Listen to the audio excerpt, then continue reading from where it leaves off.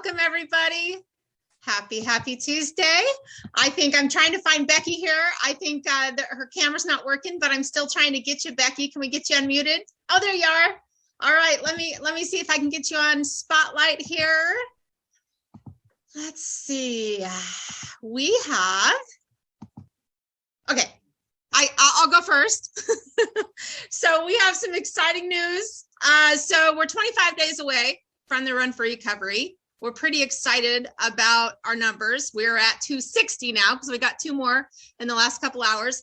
So we are at 260 registrations, which is awesome. We had such a short window to plan this in because we were waiting till last minute to make sure with the, masks and all that we were able to do this event. So we had such a small window to get this done. And I just want to say thank you to the team. Thank you to all you families out there. Thank you to everybody for your assistance in spreading the word because it worked. And continue sharing, There's still time for people to register. The deadline on Monday was to choose your choice of a size of shirts because we had to get the shirt sizes in. But if some of your friends haven't registered yet or you haven't gotten your registration in yet, don't worry, we got you. We did order extra shirts in just some basic sizes. And so for anybody who didn't get to pick their size, it's okay. We will have shirts. We'll have extra. It will be as on a first come, first serve basis kind of thing where they get to pick their sizes and, no big deal. So please continue spreading the word. They're going to have plenty of time to still register.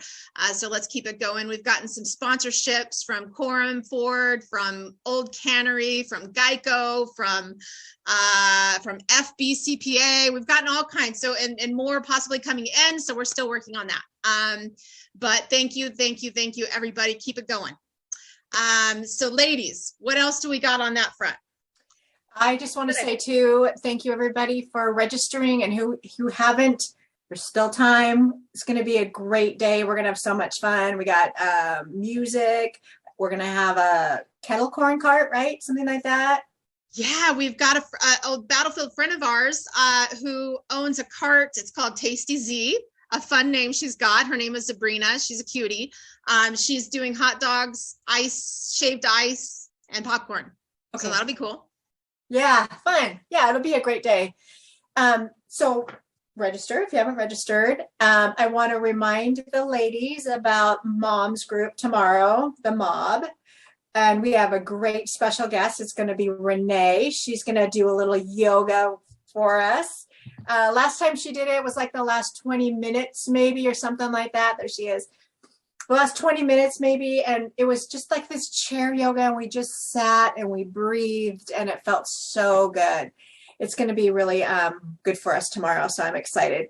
If you don't have the link, you can ask Becky, Angie, or me, and we'll send you the link. It's the same one every week. And if you don't come up hardly ever, or you've never been, please pop on because it's really fun. We really enjoy it. And also another thing, gear. We've had some people ask us about gear. And I've got a limited inventory of gear that I'm going to bring to the Run for Recovery. And Jennifer Campbell has said she will run she's going to run the gear table for us. And so you can pick from the gear that we have there. And then we'll also have sheets on where you can order some gear too. So we'll have samples and we'll have pictures of gear that you can order. So we will have that. So gear store is going to be up. Finally, we get to order some new gear. Yay. Thank you. Thank you for that. All right, Becky, what do you got? Well, I just want to remind everyone that you can also do the Run for Recovery virtually. So you can just, click on the virtual option. If you want a t-shirt, you can add a t-shirt and we'll send it to you. Unfortunately, it won't get there before the day of the event because of supply chain issues. But anyway, we will get you a t-shirt if you want one. Actually, we're going to be doing the Run for Recovery from Chicago. So we're going to take our t-shirts. We'll take our old ones if we have to, but we're going to take our Battlefield Addiction t-shirts. We're going to go walk in Chicago and we're going to do some little videos or fun photo ops to share on the event site. And then I believe you're going to do some live stuff, right? The day of on the event site? Yes. So people Yes. can, like, if you're virtually, you can participate that way too. And you can walk whenever you want to. If you don't want to walk, that's fine. If you want to just be a part of it, we love that too. And then, so am I forgetting anything about that? No, I forgot something though. So go ahead and finish, and then I forgot something. Oh, okay. Well, I was just going to bring up, there's group coaching tomorrow night at 6:00 at Rebuild Recovery. And I think Bill and I have the record for the most coaching sessions, maybe still, right? No, the most need. We have the record for the most need of coaching. Most need of coaching sessions, yes. Anyway, the group coaching I love. I mean, I always learn something, and we've been involved with Battlefield for 5 years. You always see things different, or you hear something in a different way, and suddenly it clicks. And I think it's always easier to understand a situation when you're hearing it from somebody else. So someone else sharing it, and you can relate to it. And there's all our circumstances are different in certain ways, but there's always things that we can relate to and learn from. And so we're there to support each other and learn from each other. It's a great environment.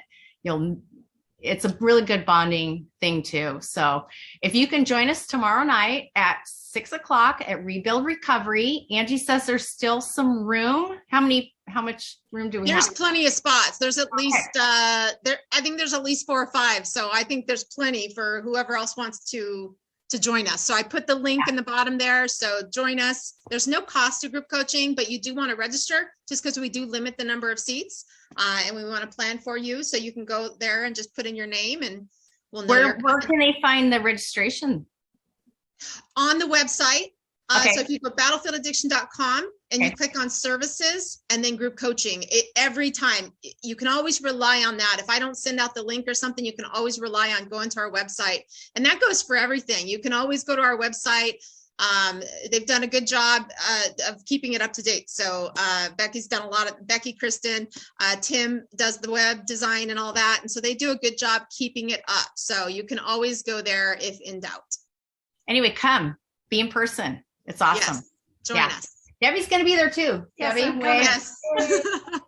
Yes, See you yes. tomorrow, 6:00. Tomorrow, 6:00. Awesome.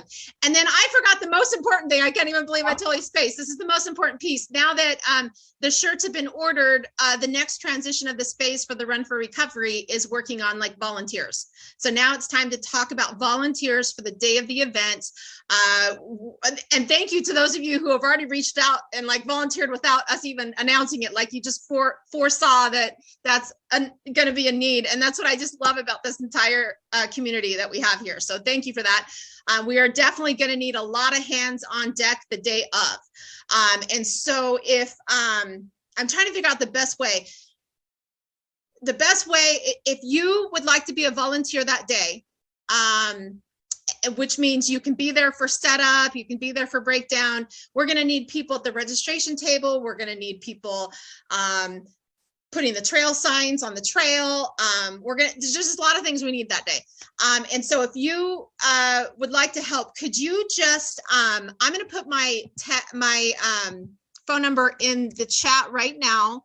And if you can pop me a text and say, totally, I'm in, so I can keep track. And then we're going to start kind of assigning duties. If there's something specific that speaks to you that you want to do, like Jennifer's already signed up for the gear. Thank you so much for that. But if there's something specifically that speaks to you, you can let me know. If you're like, hey, I'll do whatever's needed, let me know that. And we're going to start assigning all that this week, and then make sure that everything is covered. So if you can just text me and say, I will be a volunteer that day, I'm all yours. That would be fantastic. We can really use it. And then there's going to be some other requests that come out between now and then. Like if you have tables, we can use tables, all that kind of stuff. So just stay tuned. There will be a lot to do in the next 25 days. And the Wednesday, one last thing, the Wednesday before we're hoping the shirts come by that Wednesday. So our moms group on May 3rd or 4th, whatever that Wednesday is, a few days before the run, we can all get together in person, and maybe all moms, hands on deck and sorting shirts and things like that. So maybe all you moms, the mob, if you can go ahead and mark your calendar for that Wednesday and plan a big gap of time, we'll get, hopefully those shirts aren't at the last second on arriving on Friday, and hopefully we can make that mom's group so we can make the job a lot easier, and all of our hands doing the work. So mark your calendar for that. That is it. Thank you, ladies, so much. And thanks for your patience with all these announcements, everybody. Let's move on over and get some comedy. Let me take all of us off, and then let's put back on the crew room. There's Kyle, Mr. Munkers in his corner. Take it away, I am. Mr. Munkers. Okay.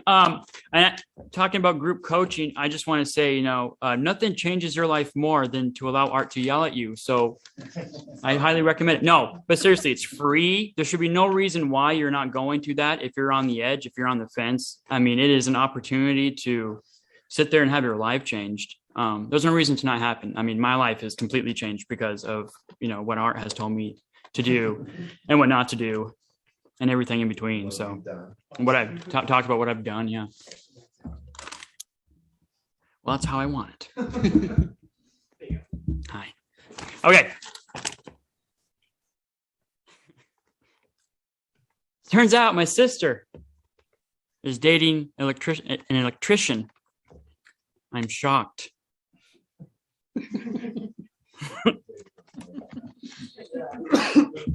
Yeah.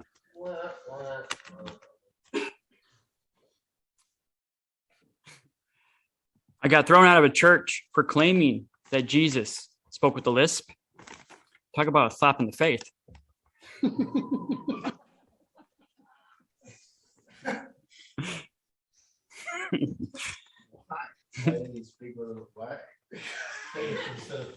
Talk about a slap in the face. Yeah. Scientists have just discovered a fossilized dinosaur fart. Talk about a blast from the past.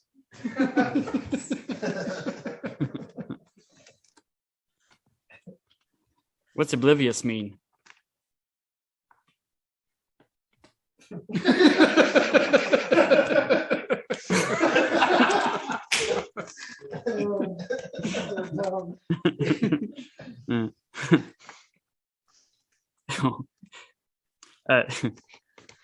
What do you call a computer teacher who really likes their students?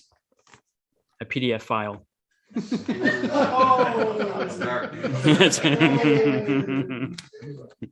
Watch out, Jake. I see you, Jake. Watch out.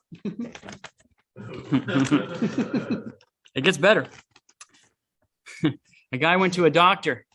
The doctor asked him, "Sir, what's wrong?" He says, "Well, doc, I got 5 penises." The doctor says, "Well, how does your pants fit?" He goes, "Like a glove."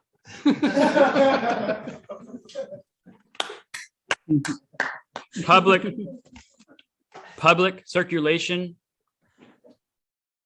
of a portrait of Franklin D. Roosevelt, not on my dime. Do you guys not know who's on a dime? Yeah. I told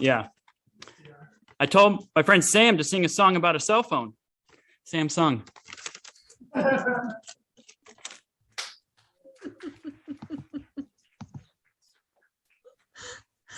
Thank you, Kyle.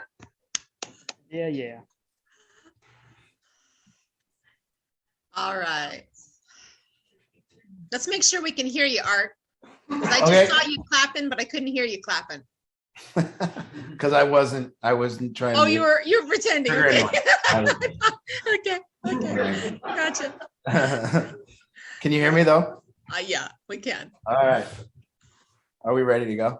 We are ready to go. Let's do it.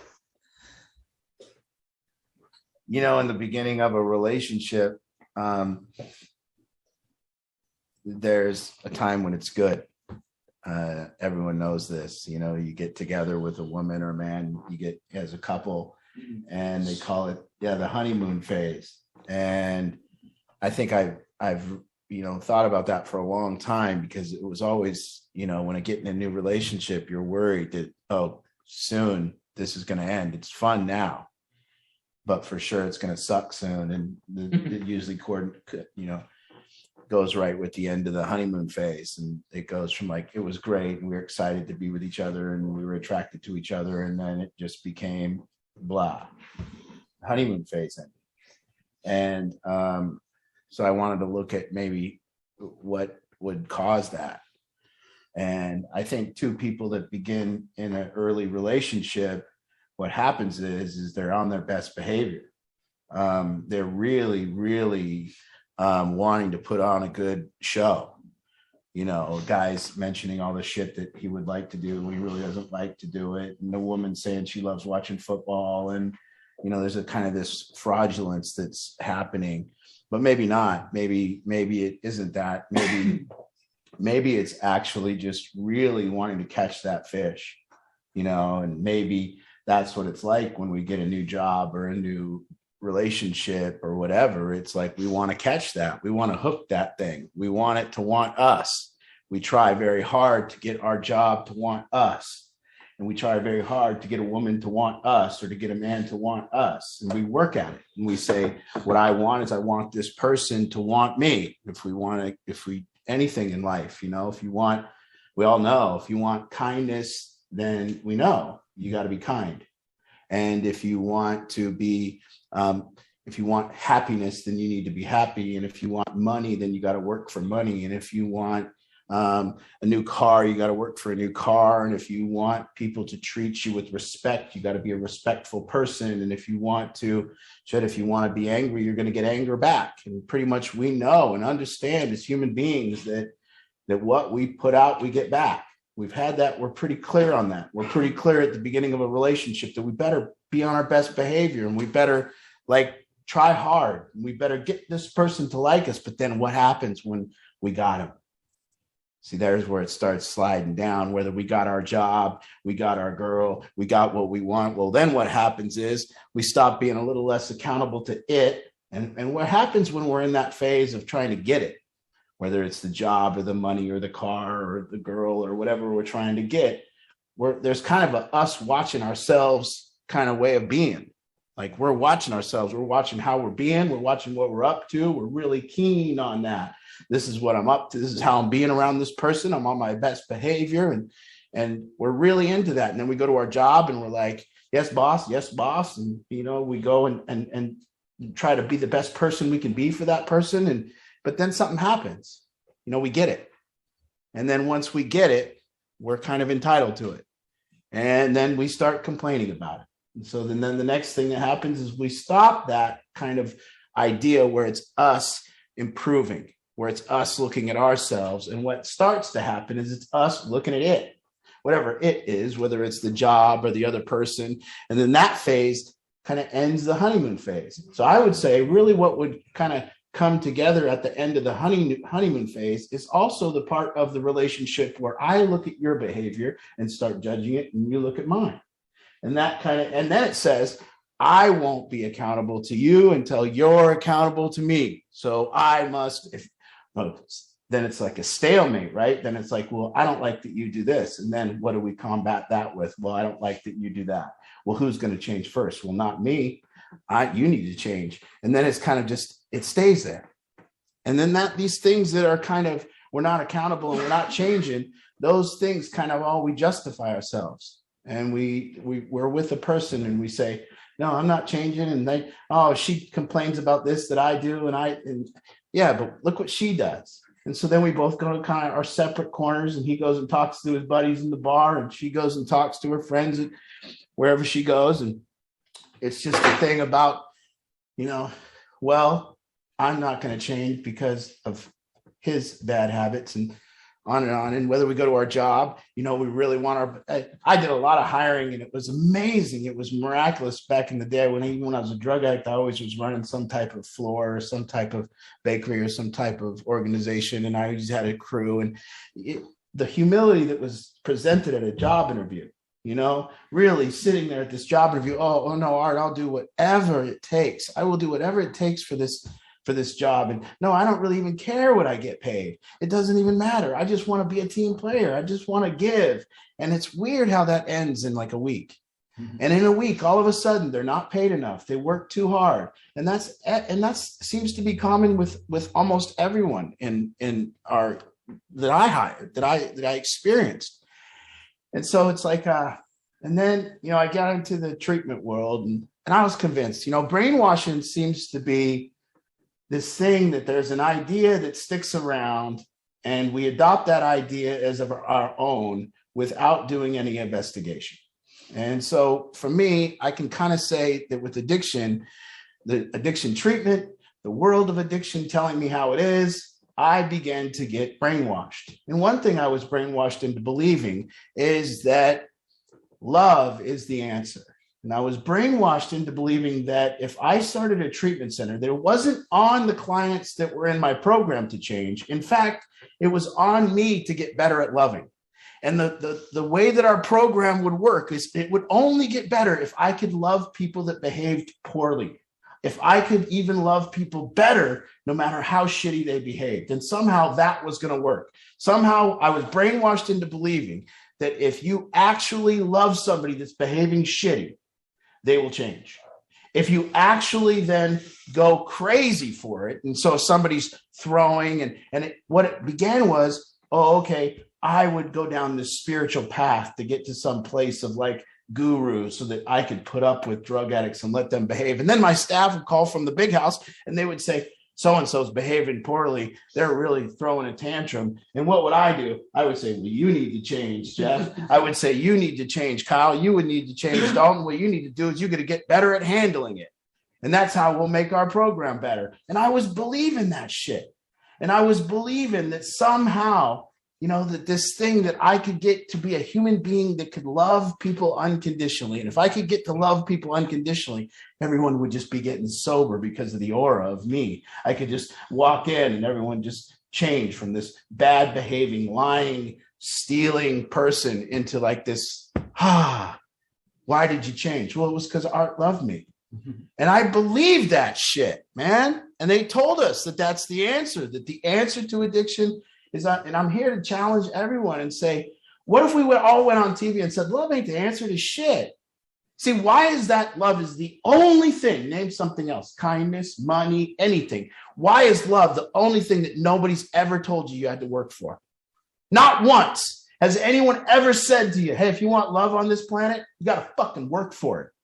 You got to be lovable.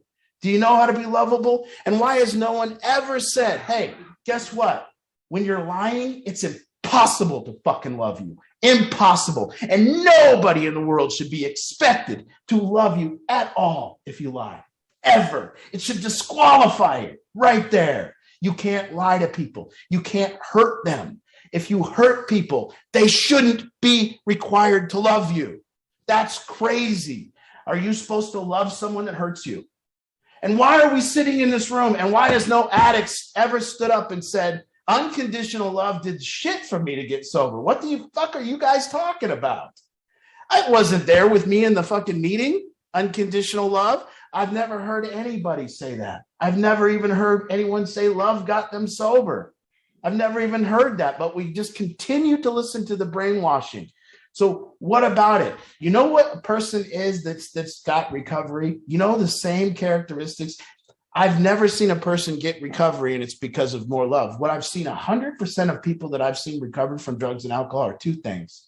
They're responsible and accountable. Two things. They're more responsible than they were and they're more accountable. 100% of the time, a drug addict in recovery is more responsible and more accountable, not more loved. I don't have any evidence that that's true.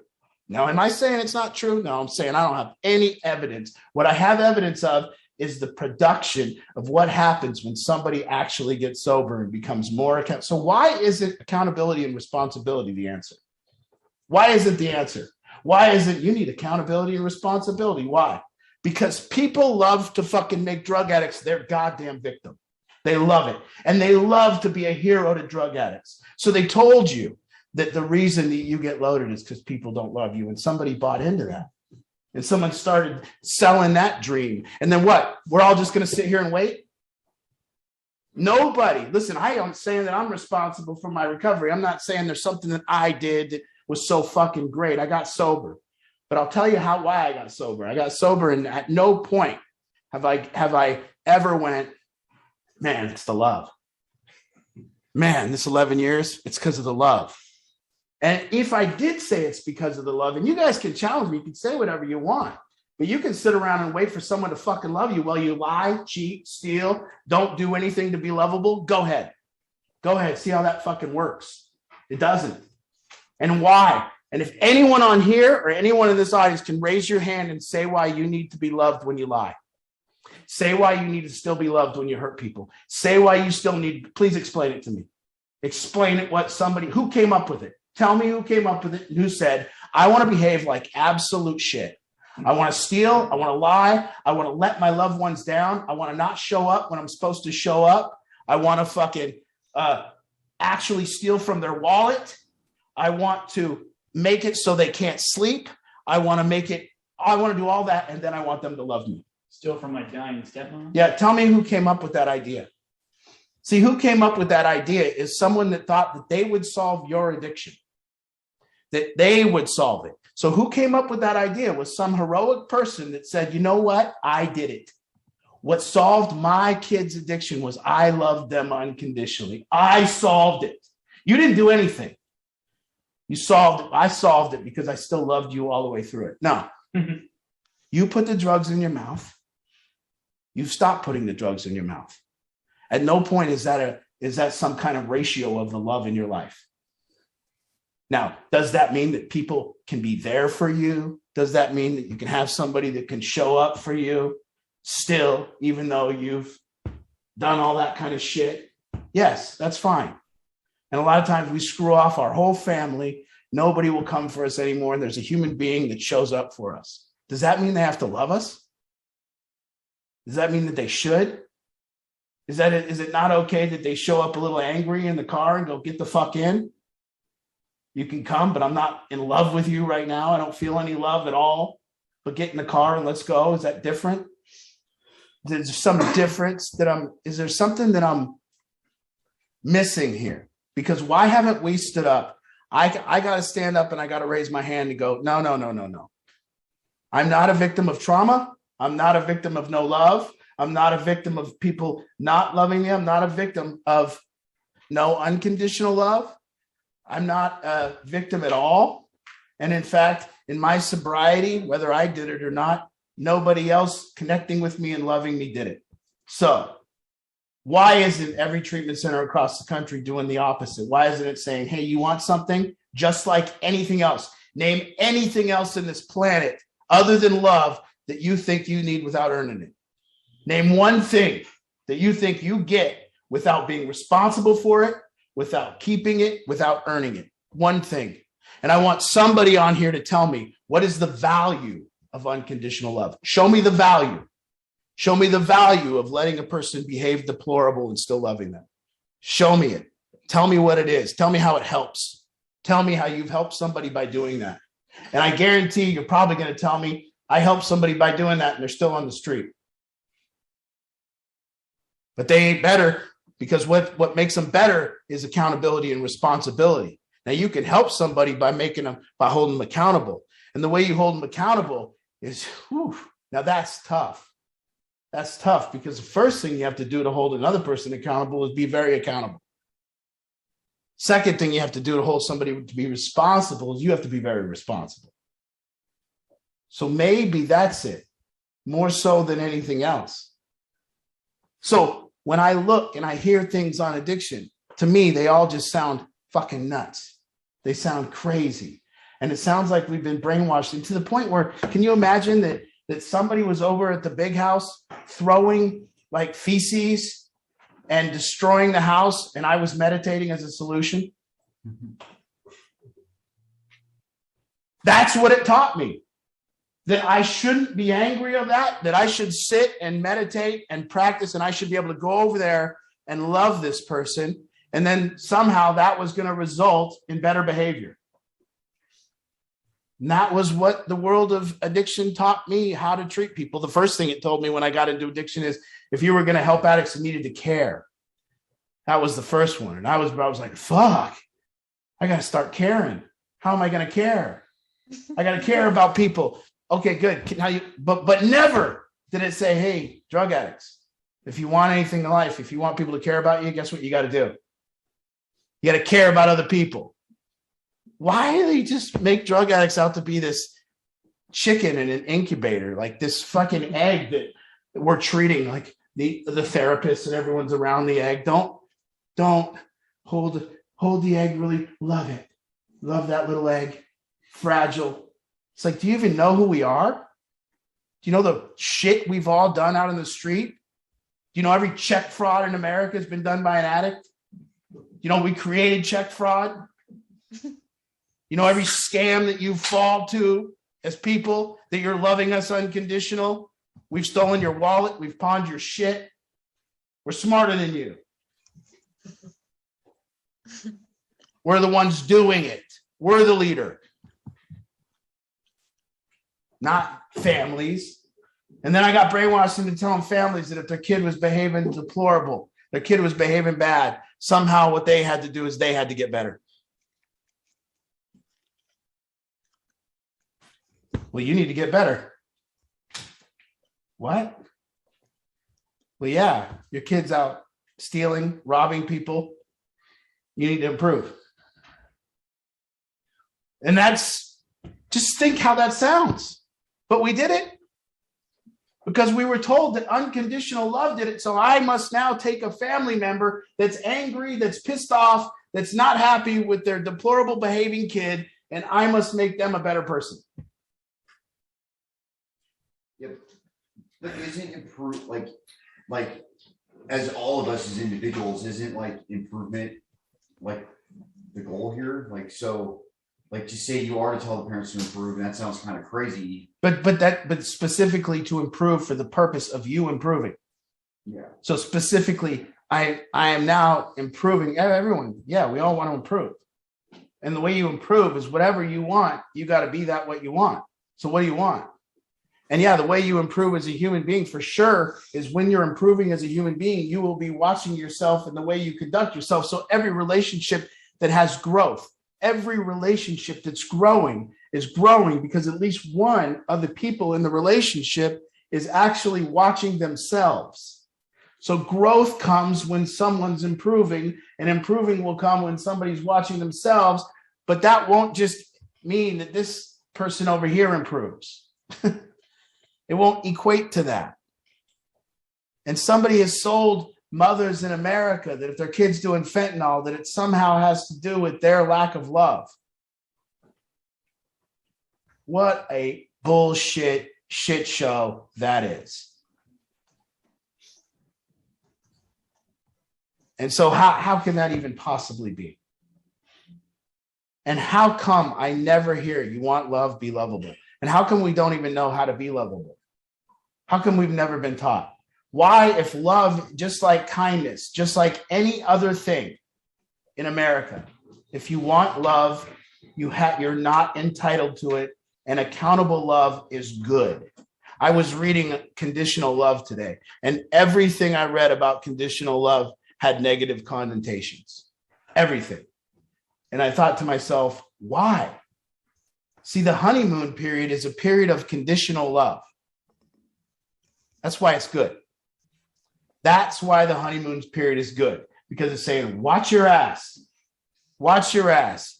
You behave good, or I'm out of this thing. And that's good. And the honeymoon phase can continue forever if it's like that. You watch your ass. I'll watch my ass. I'll work my ass off to be lovable and accountable. You work your ass off to be lovable, accountable, and we'll keep this thing going. Mm-hmm.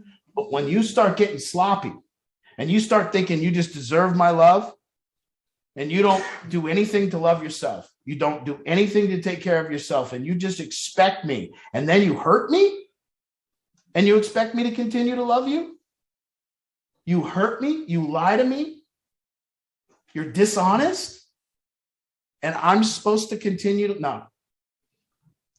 no.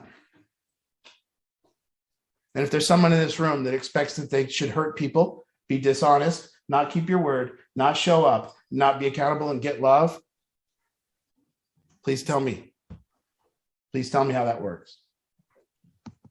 And so my hope is that really we can challenge, because it is time to challenge the shit that's been said about addiction and about love and about all this shit, and really say, but you guys, it can't be me brainwashing you. You got to have your own fucking idea. Me, I'm one way on everything and then another way on it the next week. I don't know. But I'm not just taking everything they say to be true. And I did.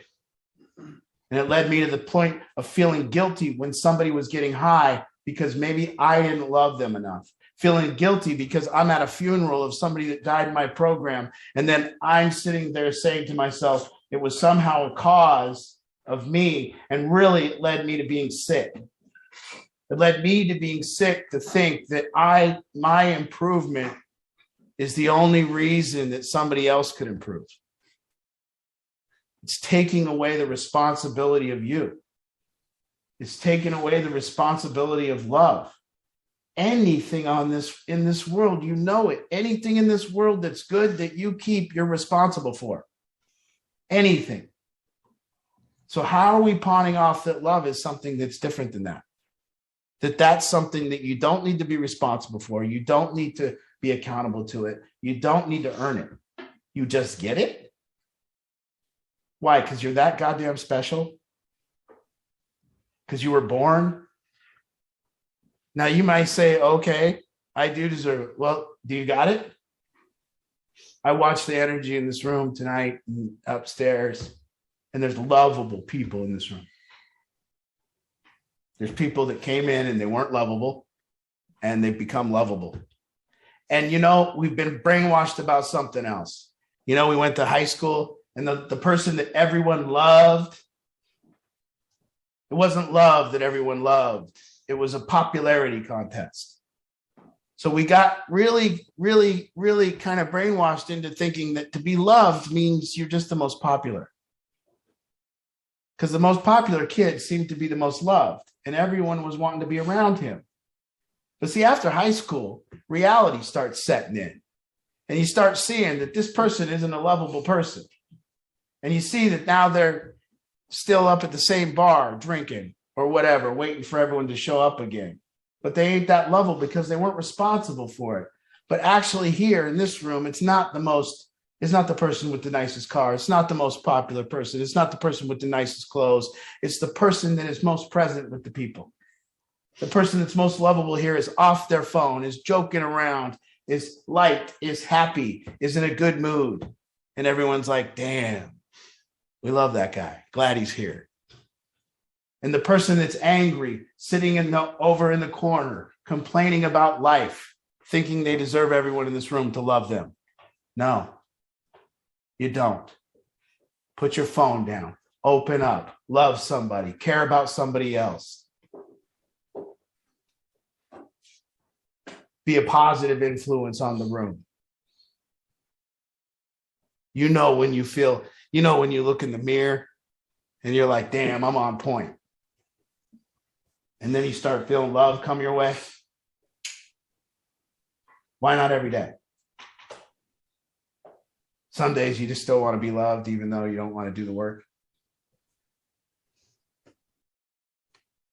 I don't know. You guys tell me, man. I'm saying unconditional love is the worst thing that ever happened to addiction. I'm saying conditional love is, and that might not be true in 10 years. It might not be true now, but just another thing that people are entitled to. Love. Fucking entitled to love. Why? I want to hurt people and have them still love me. Yeah, I know you're an asshole. You've always been an asshole. I want to lie to everyone and still be loved. I want to do drugs. I want to be alone in a room for 10 days. And if anyone tries to come and talk to me, I tell them to fuck off and get the fuck out of my face. And I only want to talk to them if they're bringing me money. And then I want them to love me. Good for you.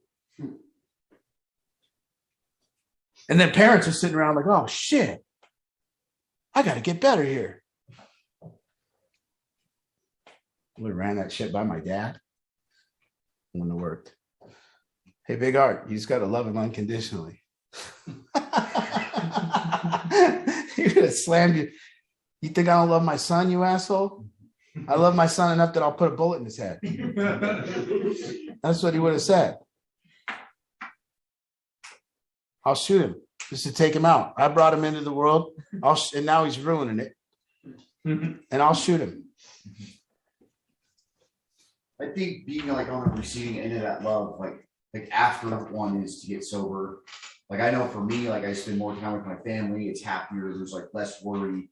Like it's authentic. You've done the things to get it though. Yeah, like you're it's earning it. It's something that keeps me sober now. Right. Like I like it. Yes, but you're doing it. Nobody changed but you. Your mom didn't change. No. You see, you're doing it. But they want to take that credit away from drug addicts. They want the credit to go elsewhere. You see? Because if that's the answer, then somebody else could do it for us. So It was always there, but it's not like you're saying. It's not what got me sober. I just want you to look at it and tell me if I'm not telling you the truth. I mean, look at the beginning of a relationship. When you're in the beginning of a relationship with a human being that you want to love you, don't you try to earn it? Don't you dress up? Don't you look better? Don't you smell better? Don't you work at it? Yeah. You work at it. And then what happens? You stop working at it. And you think you deserve it. Be comfortable. Why? What I want to do, I never showed, there's a lot of men, you don't show the woman that what you do on Sunday is you sleep until 11, you watch a little football, you go back to bed, you don't shower. You don't show them that because in the beginning, what do? You take them hiking, miss the football game. I love hiking. And then once you got her, you're like, I never like fucking hiking. Hiking sucks. You need to find someone to go hiking with. You're eating Thai food and shit. Every time I see a guy eating Thai food, I think to myself, you're just trying to get laid, dude. There's no way you like that shit. Or guys going out. Let's go out to, how many let's go out to Indian food. Have you smelled that place? Yeah. You eating that shit? New couples. Let's go see a play. Guys are going out to see a play and shit. Come on, tell me we don't try to earn love. We do, but once we got it, we want to be entitled to it. We think that the person should just continue to love us. Well, what happens? Well, I put on 30 pounds, haven't exercised, haven't ate right. Well, is that attractive? Well, no, but she should still be attracted to me. Why? Why? Who told you that? What made you think it's true? Come home as a man. Where's your paycheck? Oh, I lost it at the casino. And you want her to still love you? You know that people, when they love you, they got to feel safe. We can't love something that doesn't make us feel safe. So just right there, we cannot love something that doesn't make us feel safe, because what we're experiencing when we're around something that doesn't make us feel safe is fear. You can't fear and love. So now you're in fear of someone. Why? Because of their anger, because of their problem, because of their lying, because of mistrust, because of that stuff. And you're expecting there to be love? No. So to have a woman, as a man, to have a woman love you, you better make her feel safe. Because if you don't, you make her feel fear. And if she feels fear, she can't love you, and don't expect it. She's got to protect herself when you're feeling fear. So now when you're around, she's watching your ass. Oh, it's 5:00. He said he'd bring the paycheck home. Where is he? Casino again. Is somebody expecting to be loved? See, this expectation that we have is just another form of entitlement. And I think love and being cared about and all that kind of shit, it's just another thing that Americans are entitled to. I don't want anyone to love me if I'm not lovable. I'm not asking for it. I'll work for it. And I don't know if I'm lovable. I do, however, know that if I want someone to love me, there's this inherent knowing that I have to earn it. I know that. Hence, that's why everyone's on Tinder dating, trying to get someone to love them. Everyone knows that. You want money, you go get money. You want sobriety, you don't do drugs and you get sobriety. You want kindness, you be kind. You want respect, you be respectful. Name something that you want that you don't have to be, that you just wait for. So I truly believe we've been sold a bit of brainwashing. Some answer that the answer to the 10,000 drug addicts running on Seattle is somehow that they're not loved. And people have told us that, and we're supposed to buy into that. Well, simultaneously standing around all those people is so many people that tried to love them. But nobody goes on TV and says they're unlovable. If you don't believe they're unlovable, give it a fucking shot. Go grab one and bring them to your house. And at the end of the night, your shit's gone. They ain't listening. They robbed your home and you tried to love them. Because that's what their families all tried to do. Yeah. And the offensiveness that somehow them being down there is a product of a lack of love. Now, I will say there is a caveat to that. There are a population of downtrodden, beaten, abused, neglected drug addicts that have been prostituted and body broker, or what do you call it? Human trafficking and all kinds of deplorable stuff. But that's not the people in this room. And that's not all those people. So there's a case by case. But for the most part, we're told that it's a blanket thing, that everyone sitting in this room is in this room because at some point they were either traumatized, victimized, not loved. And we're supposed to all sit around here and say, well, it's because of my trauma. And then we're going to discuss how we've all been traumatized. And then you look at the families that come to see us all and you go, by these people? You really look like the asshole in this family. Got these mothers coming down with 800 credit score, perfection lives, doing yoga and shit. The kid's like, I've been traumatized. Fuck. The parents are all sitting out on Taps Island with the jet skis outside, like, he didn't want to ride the jet skis anymore. He wanted to do fentanyl.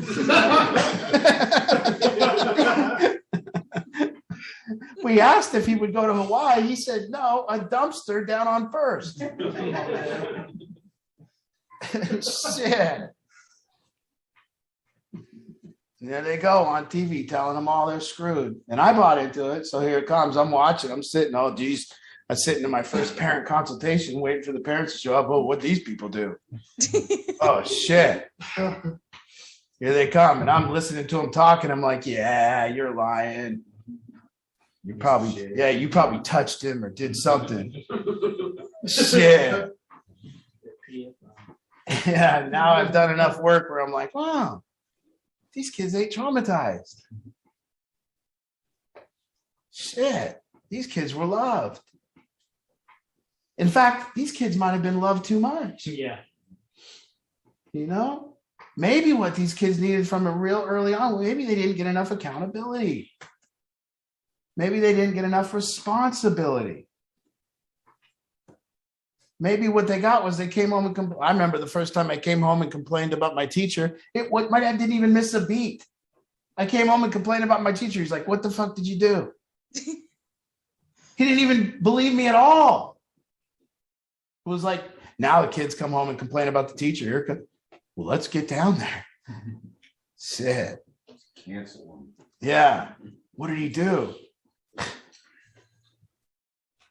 I don't know. My teacher, and I still respect him. His name was Mr. Dick.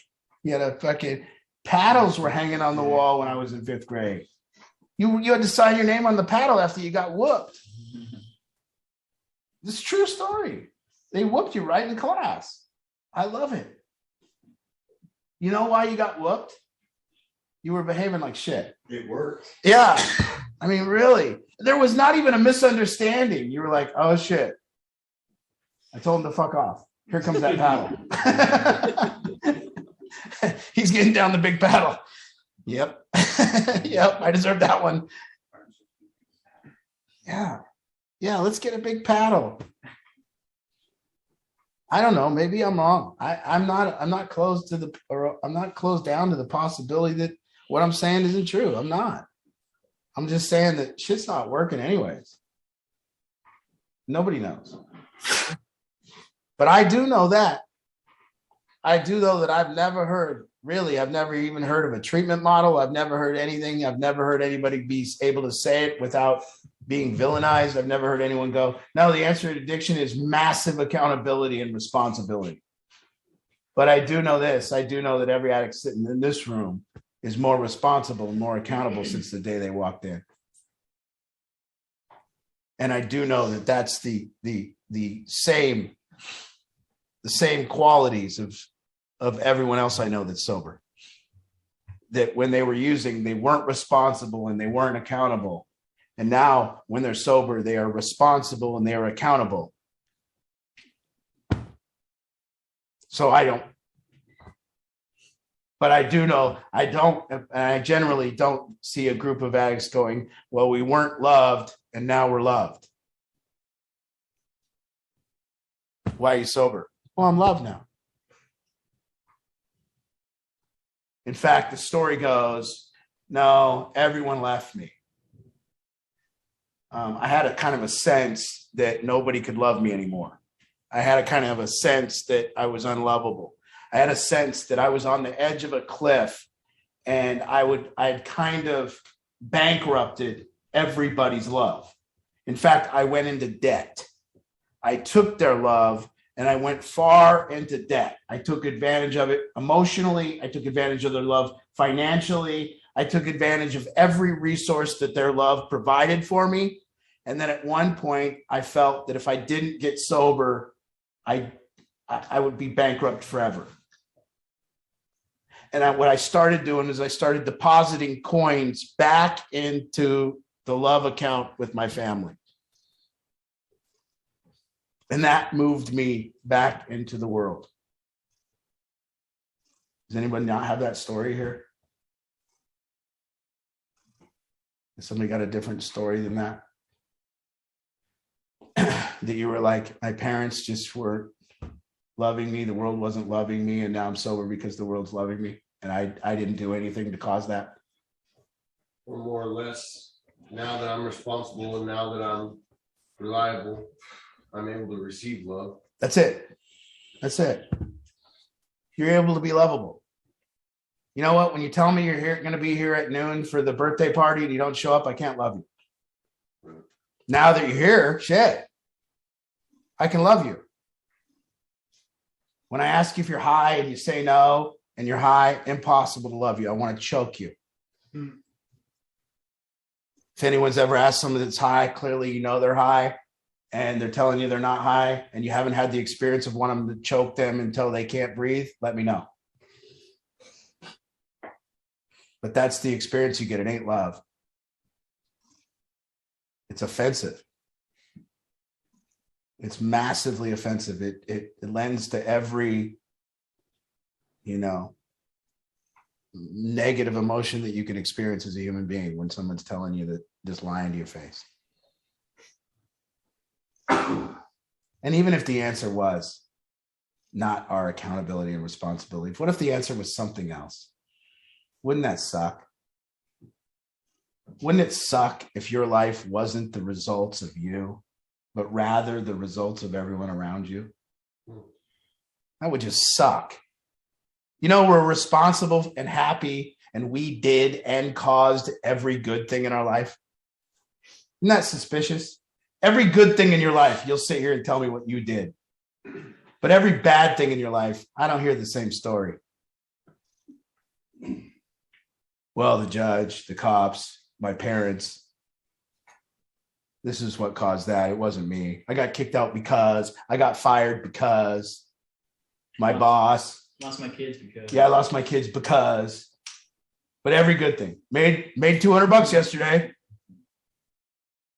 I did that. Every single good thing a human being is so responsible for. It doesn't work that way. It's 100% or it's zero.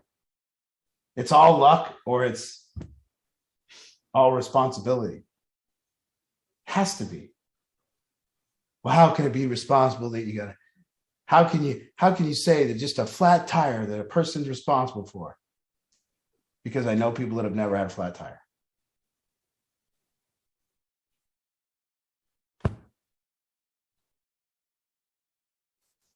They're just way more responsible. Yeah, it's like nobody wants to take. It's like I lost my kids because she's a crazy bitch or whatever. Well, like. But then they go, I got my kids back. She might be a crazy bitch, but there's a reason she's being that towards you because like you're not doing anything to. That's right. Yeah, it's One like of the the last responsibility. 30 people that dated are all just crazy. Yeah. I date a lot of crazy women. Yeah. Mine's so outrageous that I blame CPS, and which is outrageous, The reasons why I lost my kids is because I fucked up. Yeah. Like I didn't do the right things to get them back. That's right. And that's why I lost them. And when you get them back, it'll be because you did the right things to get them back. Yeah. Isn't that a beautiful world? Mm-hmm. But it seems to be with drug addiction, it's the only place where they want to take every bit of responsibility and take it from us. They want to take it from us. And we go along with it because we're high and shit. You know what I mean? I mean, like, we go along with it. Yeah, I'm high. I don't know what you guys are all saying about addiction, but I'm high right now. But I hope that you've woken up and you're not high and you realize that they're saying shit that just isn't, that at least needs to be challenged. Maybe it's true, I don't know, but at least you could be smart enough to challenge the shit they're saying because of your experience. And maybe the parents on here can be smart enough to challenge. And maybe these parents can talk to the next set of parents that have a group of drug addicts and go, stop with that unconditional love shit. Maybe you didn't hold your kid accountable. And maybe it's hard to hold them accountable when you never held them accountable. And maybe you don't follow your lead at 14 when all of a sudden you start to try to throw the hammer down and it's too late. But let's not say it's because you weren't in total awe of your kid and in love with them. I've seen every single person that's brought a baby into this house, every single parent that I've seen with a baby, they love them, trust me. They love them to the point of detriment. The way they look at them. I've never seen a parent bring their new kid over here and go, oh, shit, take it. I think it should flip upside down. That guy came out and said everything you know about addiction is wrong. He was right and then he got it wrong. Maybe. We all in this room need to be lovable people. And it takes work to be lovable. It takes not complaining. It takes being open. It takes being excited about life. You ever try to love somebody that's not excited? You ever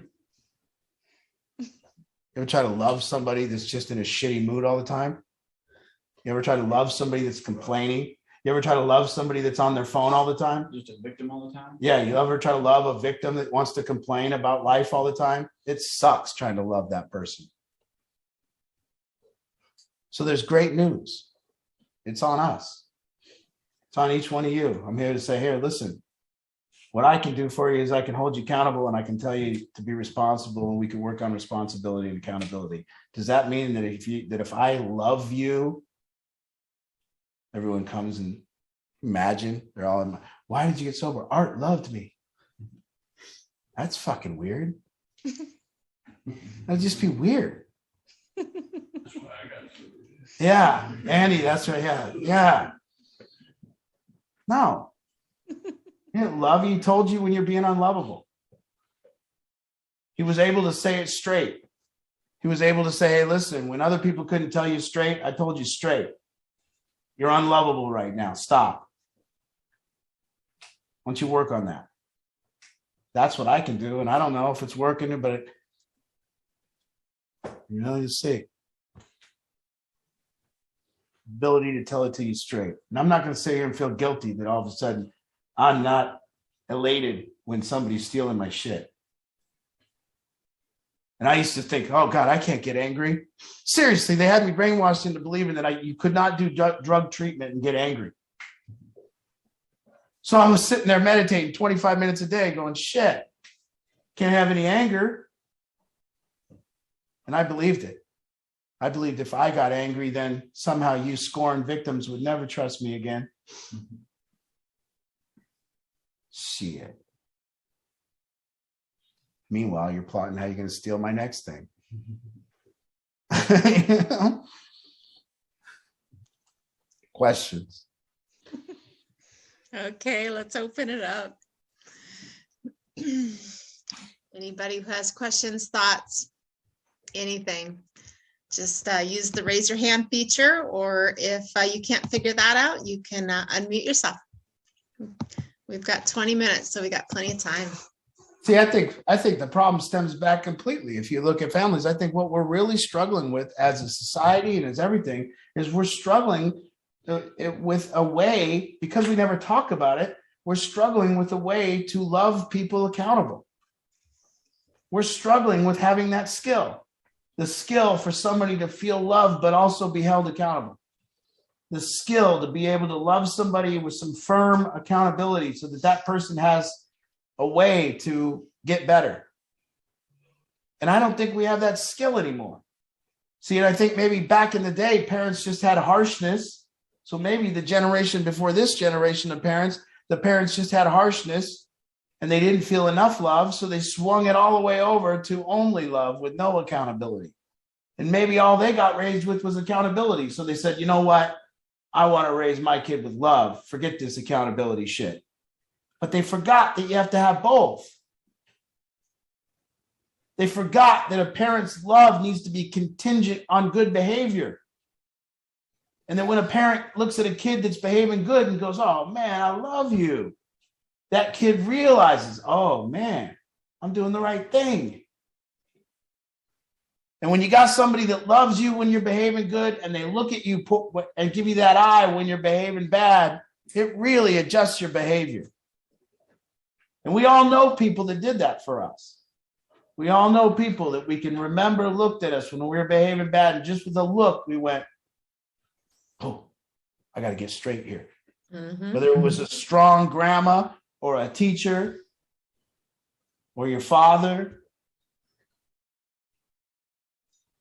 But this is a skill because society has told us that any form of accountability seems to be punishment. You can't punish people anymore, or you're an asshole. And everybody's just supposed to do whatever they want with no responsibility or accountability. But we have it here.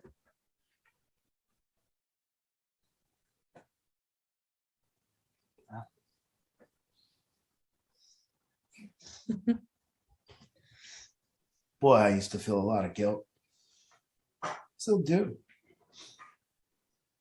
Feel a lot of guilt, you know. Anytime that you're upset with someone that's behaving poor, they've told you should feel guilty or shouldn't be mean to them. So I tried it. I don't think the results improved because we were nicer. They didn't get any worse. People get high because they get high.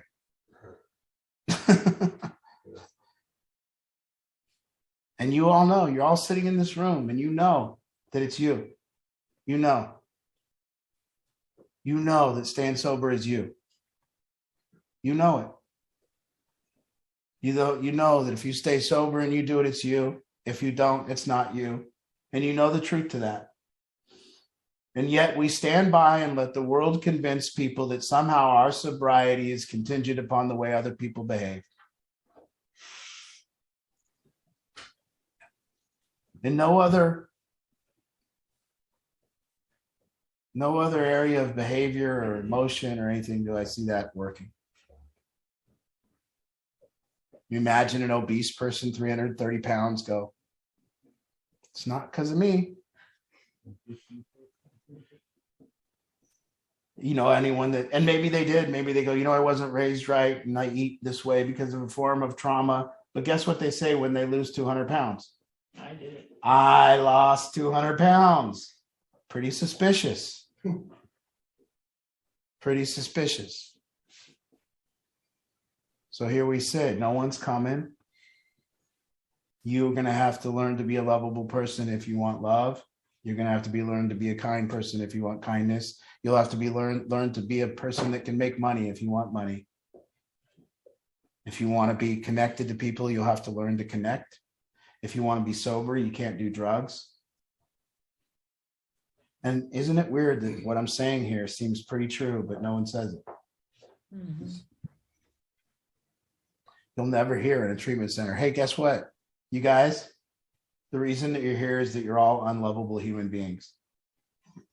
And what we need to do while you're here is you need to learn to be lovable. And we're not going to bring in super master levels clinicians that have some ability to love you, even though you're not lovable. And build, we're just going to tell you that if you want love on this planet, you got to be lovable. And to be lovable, you got to stop complaining. You got to stop being a victim. You got to open up your fucking eyes. You got to smile. You got to help out. You got to do all the things that you look at other people and go, man, I love that dude. You got to admit when you're wrong. You know how much we love people when they admit they're wrong? We love people when they admit they're wrong. You have to say you're sorry. You know how much we love people when they say I'm sorry and they mean it? You have to be truthful. You have to show up. I love people that show up when they say they're going to show up. Consider yourself like a bowl of ice cream. A bowl of ice cream, to be loved, has to be frozen the right temperature, has to be good and tasty, can't be all melted and sloppy and laying there in the bowl and warm, and be loved. You can't even be frostbitten. You know, you open up the goddamn, oh man, I love the ice cream, and then you open it up and one of you assholes left it open in the fucking freezer. And it's got that shit on it. And just last night I said, I love this ice cream, but here I am the next day not loving this ice cream. Now, what in the world of addiction, they would say that what you need to do is you just got to get better. You got to get more tolerable. You got to be able to tolerate that ice cream. It ain't the ice cream's fault. You got to tolerate that freezer burnt, warm, melted shit and just suck it down. Con man. See, it's the big con because that's how they can't sell treatment any other way. They got to say we're the most loving place in the world. And then you pay $25,000 a month because shit, they love you. And we care. That's the motto, right? We care. Well, shit, finally somebody that cares. I've been running around all these people following me around trying to try to get me sober for 10 years and running around chasing me, giving me money, picking me up at 2 a.m, doing all this shit, calling me all the time, ruining my high. You ever been in a motel getting high and your stupid caring mother texts? Shit. Talk about ruining your fucking high. Mom's got your car tracked, following you all around, calling ambulances, checking you out, carrying a can of Narcan. And then the treatment center goes, come here because we care. Oh, shit. They care. And then somehow look at our parents. I'm going over here now. I'm going to need a new sweatsuit from Walmart, some new Jordans, some glasses, and these people care about me. And by the way, I won't sign the ROI because it's private. Shit. And the parents are like, well, I guess, shit, I'll write the check. Shit, 20 more thousand. Shit, I guess I don't care enough. Better go down to art and learn how to love them unconditionally. What a shit, man. I don't know. This is so good. Hey, What a Sam, are you just thumbs upping or are you meaning to raise your hand? Thumbs upping. Here, I can tell, Pam, are you trying to?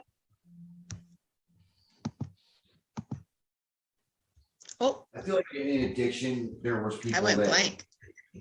I did connect with, and there was people that like I liked, right? There was like some of that going on, but it completely disqualified me from having any connection with like a sober person, like a real, authentic, like trusting relationship. So it's like I would say most of us, they say connections an answer. I would say most of the people in this room were far more connected when they were getting high.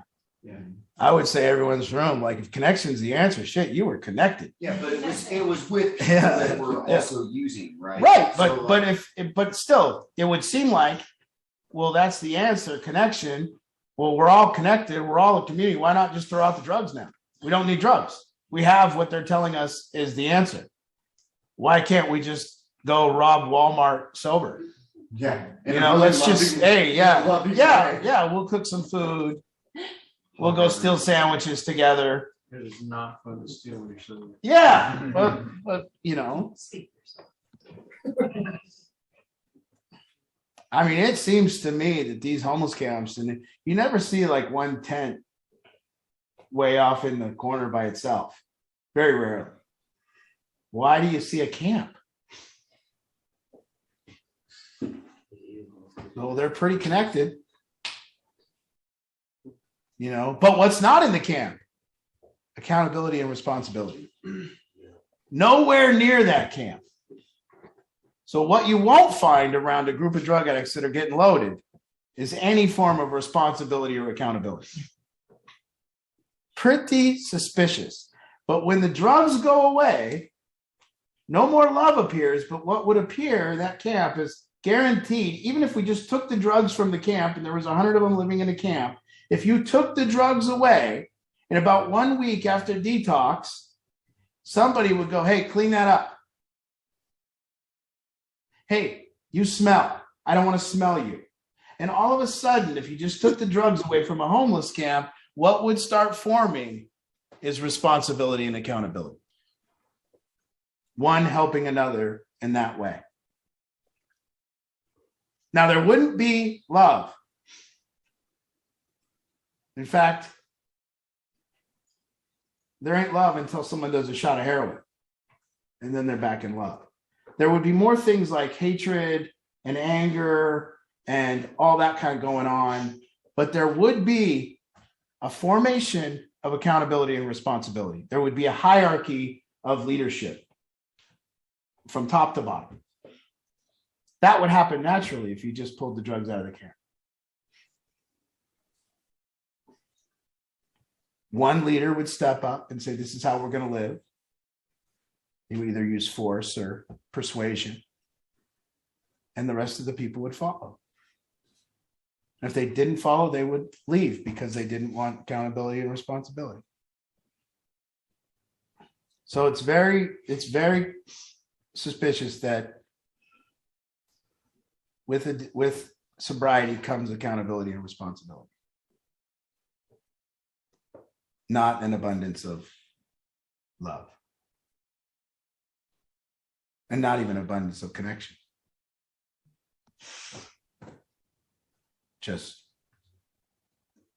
I'm doing my part now. Most of the time I'm alone. Most of the time I'm driving in my car by myself, doing my responsibilities. I'm making my bed alone. I'm brushing my teeth alone. I'm going to work alone. I'm reading my book alone. I'm watching my Netflix alone. And I go to bed alone. There's my sobriety. I make the phone call and pay my car payment. I pay my insurance. I pay my rent. There's no one with us.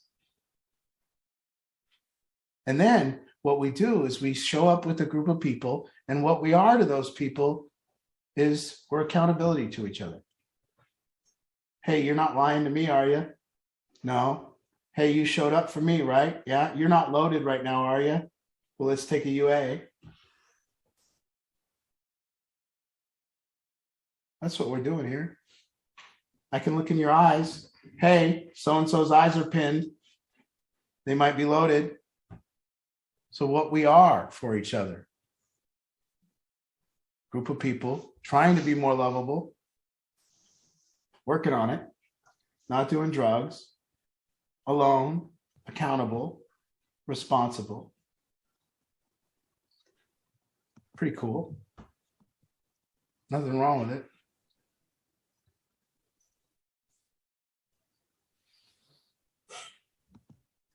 So let me throw a couple of reminders out there before you close up, Art. Number one, next Tuesday is the third Tuesday of the month. So we will be in person in Kent.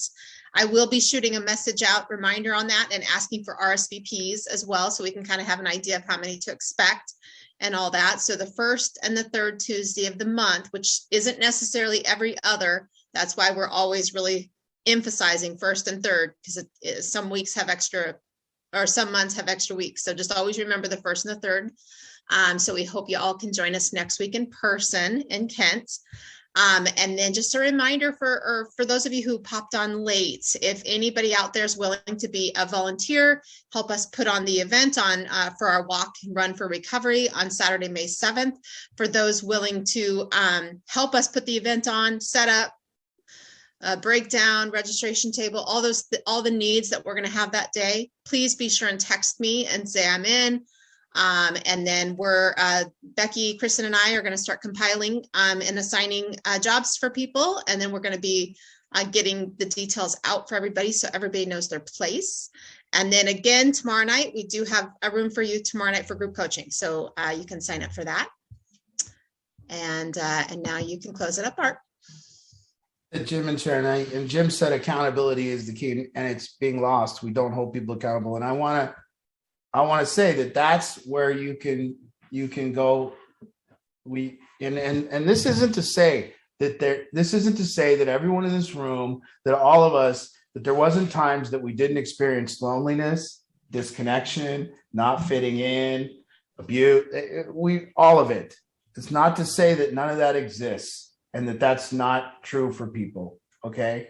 And it's also not to say, and when I say accountability, that part where you're holding somebody accountable, that's not the good part. That's not the part that is needed. The part that is needed is that when I'm doing accountable things, people are loving me. That's the good part. The good part is the understanding that you're around the right people, that when you're doing accountable things, you get loved, you get connected. The part where you're getting punished or held accountable, that's not the good part. It's the part, and that's why sometimes it's cold. That's why sometimes people just try accountability. And there's no love when they're doing good. You have to have the love when you're doing good. You have to experience people looking at you with love and experience that they go. So a lot of the times it could be missed that somebody just is only being held accountable. And then when they're doing good, they don't get the experience of being loved any more than they get when they're doing bad. So all of a sudden, a person starts getting attention from doing bad. And that could definitely be true too. And I think that's sometimes the things I don't explain, because see, there was a love that my parents had for me when I was doing good. And it was there. And I felt it. And that's what kept me wanting to do good for them. But if people don't love you when you're doing good and don't ever say good job and don't say, hey, you're in, then that's tough, man. That's a tough way to be if you're only just held accountable for everything you do wrong. So there is anything I hear, by the way, again, I can't even say enough how hard it is to talk these talks and cover all the bases of how wrong I could be about so many things while being right about one thing. So, and not to say that anything I'm saying is true and definite. Again, that's why I want to remind people that every time this is just philosophy. This is just challenging what people say. This is just trying to make you think. That's it. And I cannot tell you that I'm going to look at this and look at the things I said 3 years ago and think I was an alien. Because I just don't know. I'm just telling you what it seems like right now. So nothing in this room is designed to be the truth and to say, this is my way. And it's not. And I definitely don't want you adopt it unless that you think it's true. There's no phrases here to adopt as true. There's no, I don't want people running around and go, Art says that this is true. No, I don't know. What I do say is everything in this field needs to be challenged. Mm-hmm. That we're looking at a lot of nonsense.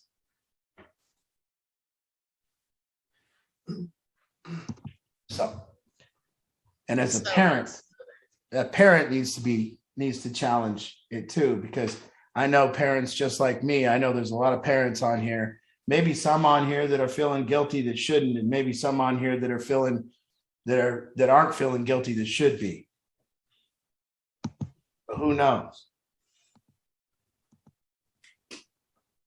Because again, what this is about is if we want love from our kids, if you're a family, if you want love from your kids, then you need to be a lovable parent.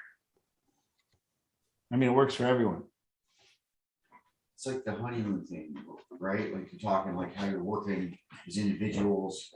It's like keep the magic alive, right? And then you stop it gets kind of stagnant. So then maybe bad behavior comes in to get that attention. Well, I want to challenge, and that's what I'm saying, and look at that as true. Like at the end of the honeymoon period, what ends the honeymoon period? And I think what you will see is at the end of the honeymoon period, one person or both people will start to pick the other person apart. And it might be rightly so, because the other person might be showing their things that they need to work on, but then maybe saying, I'm not going to work on them because you don't work on these things. And that's what ends the honeymoon period. It's like the illusion is gone. But could that be like with parents and their kids? Also, like that's right. The work ends on one part, so the kid does bad behavior to get that attention. Like that's right. You were just talking about. That's right. Maybe the same thing. You know, maybe a parent is trying to hold a kid accountable, but not loving them when they're doing good. Or maybe they're loving them when they're doing bad and not holding them accountable. Yeah, I think we learn how to like exploit that too. If our parents really love us with an addiction, we learn how to like.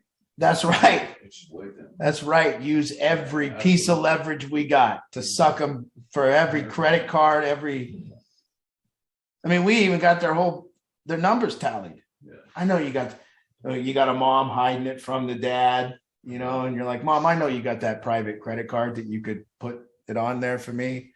You know, we've even tapped out our mom's extra resources. I would pawn my dad's shit on Monday and then have my mom buy it back for me Friday. And she loved me, so I could say, you know, we don't want dad mad. You know. Shit.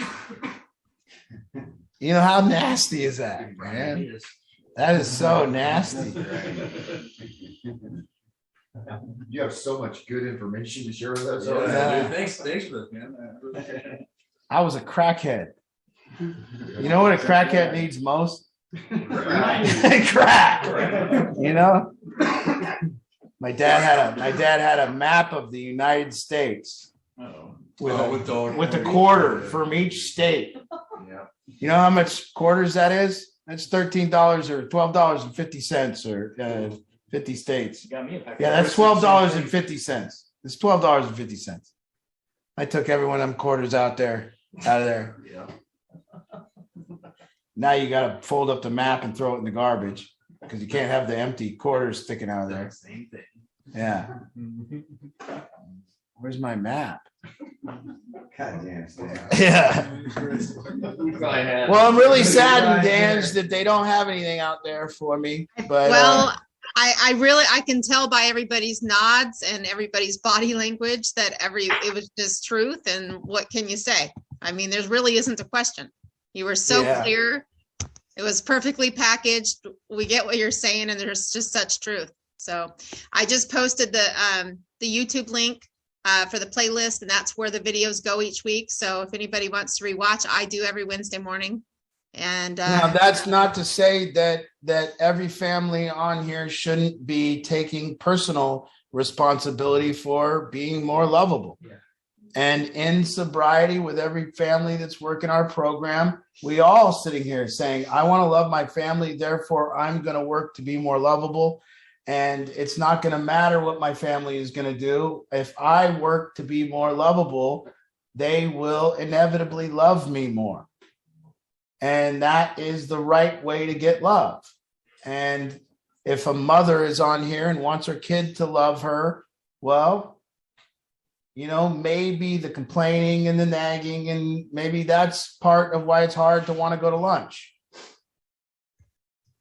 So who knows? There's a lot to it. This doesn't solve it, you know. But there's work on everybody's part. And again, if the message is anything, it's just simply about individual responsibility for the things we want. Whatever it is you want, you can get, but you have to get it, including love. So, you know, and don't let anyone, because you're an addict, take away your personal responsibility. I have a disease, therefore I can steal from Walmart. Mm-hmm.